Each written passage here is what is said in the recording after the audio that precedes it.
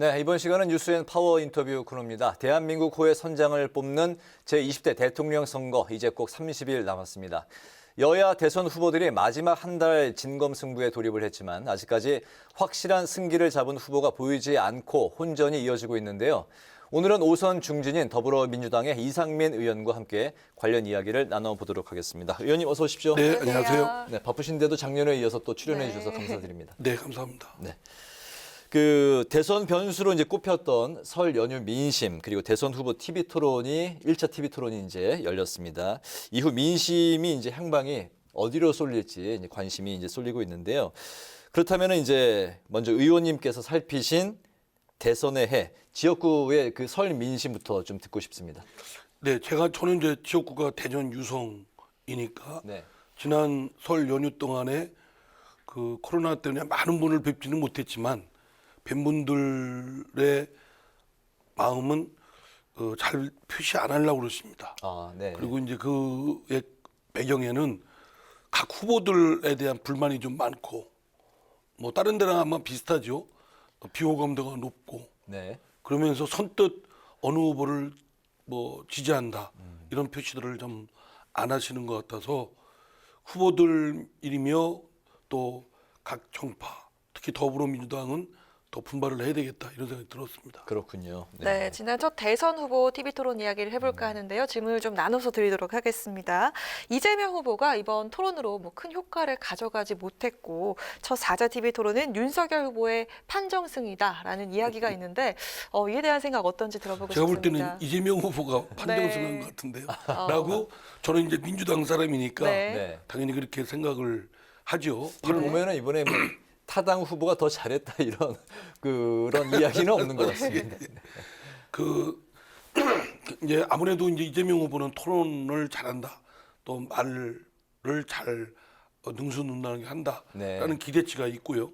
반면에 이제 윤석열 후보는 좀 그렇지 않을 것이다라고 하는 그런 기저 효과 때문에 좀 평가를 받았겠지만 네. 그래도 나름대로 각 후보들이 최선을 다했지만 이재명 후보는 어떤 자신이 갖고 있는 풍부한 국정 경험에 대한 식견, 경륜 이런 것들을 좀 발휘를 좀 한 것 같습니다.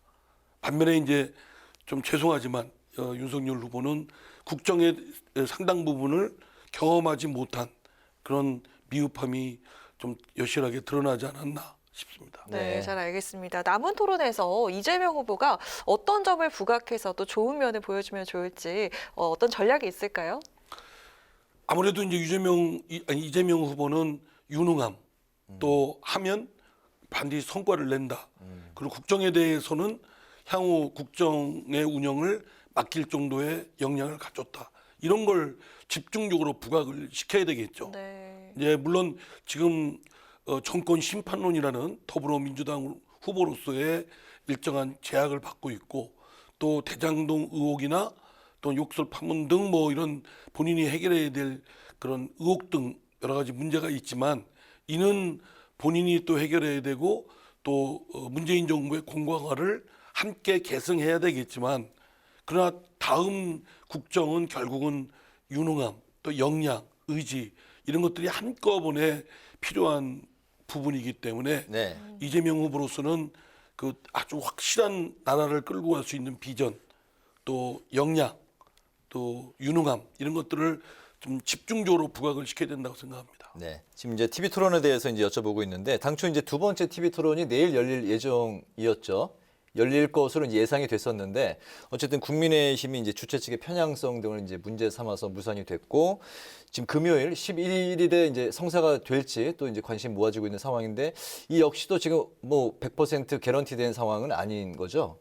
이렇게 제가 네. TV 토론 방금 날짜를 뉴스에서 봤을 둘러싸고 때는 네. 11일 날 이렇게 방송 TV 토론을 네. 하는 것으로 들었는데 대략 되지 않겠나 이런 기대를 합니다. 네. 왜냐하면 더 미뤄야 될 명분이 없거든요. 원래는 사당이 가능하면 그 TV 토론을 좀 자주 해서 국민들이 알 권리도 충족해드리고 네. 그뿐만 아니라 대통령 후보를 선택하는 데 있어서 중요한 참고 자료를 제공해야 될 책무를 갖고 있기 때문에 많이 하는 건 어느 후보나 다 손으로 피할 수 없는 반드시 해야 될 책무라고 생각하는데 뭐 주최 측의 편향성을 이유로 내일 해야 될 것을 미뤘다는 거는 좀 비판받아 마땅하다고 생각됩니다. 더 이상 미뤘다가는 아마 엄청난 국민적 비판을 받을 것이고 그와 함께 표도 상당 부분 잃게 될 것이기 때문에 그 윤석열 후보도 응하지 않을 수 없을 것이다. 나머지 세 후보는 당연히 하려고 할 것이고요. 네네. 그럼 11일 날 하지 않겠나 싶습니다. 그렇게 바라보고 계시는군요. 네. TV 토론이 물론 이제 중요하니까 이런 일들도 생기는 거일 텐데 사당의 이런 TV 토론을 둘러싼 신경전 어떻게 바라보고 계세요? 저 지난번에도 TV 토론하면서 자료를 갖고 가니 아니 또는 며칠 날 몇 시에 하느니 이런 좀 어찌 보면 좀스러운 건 가지고 사실을 통큰 정치를 못 보이고 그거 하나 합의하지 못하고 결국 무산시켰지 않습니까? 그로 인해서 국민적 비난도 커졌고요. 네. 그래서 이제는 그 여러 국가적 위기에 놓여 있는 그 최고의 지도자를 뽑는 이 대선 국면에 방송 토론의 여러 가지 형식적인 거 가지고 지엽적인 부분을 가지고 토론 자체를 무산시키는 건 국민적 비난을 피하기 어려울 것이다. 이에 대해서는 각오하고 핑계를 대릴 것이라고 생각됩니다. 네네. 네, 대선이 어느덧 30일 앞으로 다가왔는데요. 거대 양당의 그 두 후보가 초접전인 상황입니다. 안개수 판세라고 봐도 무방할 것 같은데 이 후보가 언제쯤 격차를 벌이면서 큰 기회를 잡을 수 있을까요? 어떻게 보십니까? 저는 이제 뭐 워낙 그 여론조사를 추이를 보면 엎치락 뒤치락 하고 있고 뭐 불과 한 달도 안 돼서 올라갔다 내려갔다 뭐 이렇게 하고 있지 않습니까? 네. 그렇기 때문에 예측을 불허할 정도의 굉장히 혼전이다 싶은데요. 달리 방법이 있겠습니까? 국민의 마음을 얻는 건 정직하게 해명할 건 적극적으로 해명을 해서 국민적 의심이나 의혹을 풀어드리고 책임질 일이 있으면 분명히 사과도 드리고 그러면서도 또 이재명 후보의 강점인 그 국정 운영의 유능함 또 성과를 냈던 그런 것들을 국민들께 확신을 심어드리는 그런 것으로 나가야 되지 않을까 싶습니다. 현재 판세를 그 의원님은 어떻게 읽고 계세요? 그 50대 50으로 보십니까? 아니면 약간 여론조사 그 엎치락 뒤치락. 수적으로는 그 윤석열 후보가 좀 더 앞서는 결과들이 조금 더 나오는 것 같습니다. 네. 그나마 얼마 전까지만 해도 또 이재명 후보가 앞섰지 그랬었죠. 않았습니까? 네. 근데 그런 추이가 엎치락 뒤치락 하고 있죠. 그러니까 지금 그런 상황에서 어느 특정 후보가 누구 우위에 있는 것은 아닌 것 같습니다. 네네. 예. 어쨌든 혼전으로 보고 계시는군요. 네. 알겠습니다. 그런 가운데 어젯밤 깜짝 소식이 이제 전해졌는데요. 이재명 후보, 김종인 전 그 총괄 선대위원장 국민의힘 두 분이 이제 전격 비공개 이제 회동을 했는데 왜 만난 건지 그 어떤 식으로든 그 이재명 후보를 좀 도울 가능성도 있다고 보시는지 어떻게 보십니까? 왜 만났는지 또 만나서 무슨 얘기를 했는지는 제가 정보가 없습니다. 예. 예, 이재명 후보로부터 직접 들은 바도 없고 또 그걸 또 묻기도 또 좀 예민한 문제 아니겠습니까? 네네. 예, 그거는 내용은 모르고 향후 김종인 위원장께서 이재명 후보를 뭐 지지를 선언해 주신다든가 또 여러 가지 방법을 통해서 도와주는 방법은 있을 수도 있다고 봅니다. 예, 이 김종인 위원장이 그 지금까지 견제해왔던 자신의 정치적 가치가 경제 민주화 아니겠습니까? 네. 이거를 이재명 후보의 유능함을 통해서 실현을 할 수만 있다면 저는 김종인 위원장이 이재명 후보의 지지도 또는 지원도 해주실 수 있을 것이다라고 기대는 해봅니다. 네. 그러나 뭐 구체적으로 과연 어느까지 있을지는 예단하기는 어렵습니다. 네네. 네, 의원께서는 또 대전 유성구의 또 5선 중진이신데요. 네. 송영길 대표발 인적 쇄신으로 동일 지역 4선 연임 금지 법안 발의를 예고를 했습니다. 꼼수 논란의 당선 횟수를 소급 적용하는 내용도 포함을 하겠다고 밝혔는데 이거 어떻게 보십니까? 그 3선 초과 연임하는 걸 금지시킨다든가 또는 뭐 586 네. 저는 586에 선배되는 사람입니다만 네. 586 뭐 용태론 이런 주장을 하는 건 본질적이지 않다. 제가 그래서 어느 방송에서 그 배가 아프다 그러는데 그 배 아픈 약을 줄 생각은 안 하고 발등에 소독약 바르는 격이다. 말하자면 본질과 관계 없는 변죽을 올리는 거라고 생각을 합니다. 정치 네네. 개혁은 네. 어쨌든 더불어민주당과 국민의힘이 양당의 독과점 체제를 구축하면서 적대적 공정관계를 통해서 정치적 폐해를 일으킨 점에 있기 때문에 양당의 독과점을 해체하는 것이 정치개혁의 저는 요체라고 봅니다.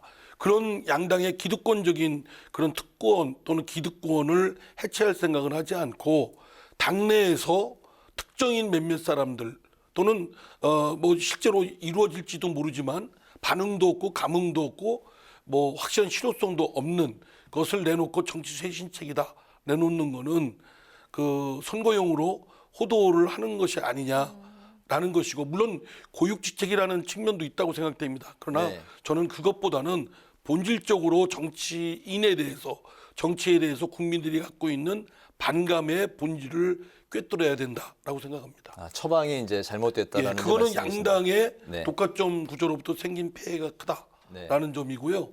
그 양당이 보다 더 갖고 있는 기득권을 내려놓는 데서 시작돼야지 당내에서 몇몇 의원들의 뭐 용퇴 또는 뭐 출마 금지 이런 것들은 지금까지 의뢰해왔던 상투적인 것이다.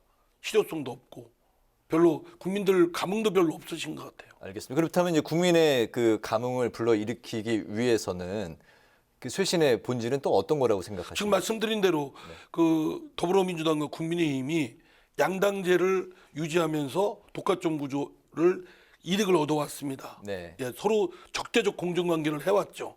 이거를 해체시키려면 독과점 구조를 해체해야 되고, 그러려면 더불어민주당과 그 국민의힘의 양당제에 갖고 있는 기득권을 놓는 것부터 시작된다고 생각됩니다. 그러려면 선거구제를 개편을 대대적으로 한다든가 또는 정당법이라든가 또는 국회법의 교수단체에 관한 요건을 대폭 완화해서 소수당도 그 활동을 할 수 있게끔 보장을 한다든가, 그래야만 그 거대 양대 정당의 독과점 구조가 약화될 수 있다고 생각됩니다. 네네. 네, 어느덧 이민년 올해도 한 달 이상 지났습니다. 네. 좋은 시작 하셨길 바라고요. 앞으로 남은 올 한 해 어떤 계획과 목표 가지고 계신지 한 말씀 들어보도록 예, 하겠습니다. 제가 이미 냈던 법안들이 있습니다. 과학기술 강국을 만들기 위해서 과학기술 중심 국가로서 여러 가지 제도적 뒷받침되는 법안들이 빨리 통과될 수 있도록 하고요. 또 이와 함께 그 부당한 차별 금지 또는 모든 사람이 평등하게 대우를 받도록 하는 평등법의 입법, 이런 것들이 빨리 입법화되도록 전력을 다할 생각입니다. 알겠습니다. 올해도 건강하시고 네. 예, 왕성한 의정 활동 펼치시는 거 잘 지켜보겠습니다. 예, 감사합니다. 네. 고맙습니다. 오늘 그 뉴스앤파워 인터뷰에서는 20대 대통령 선거의 판세를 중심으로 지금까지 5선의 중진 더불어민주당 이상민 의원과 함께했습니다. 오늘 말씀 감사합니다. 잘 예, 들었습니다. 감사합니다.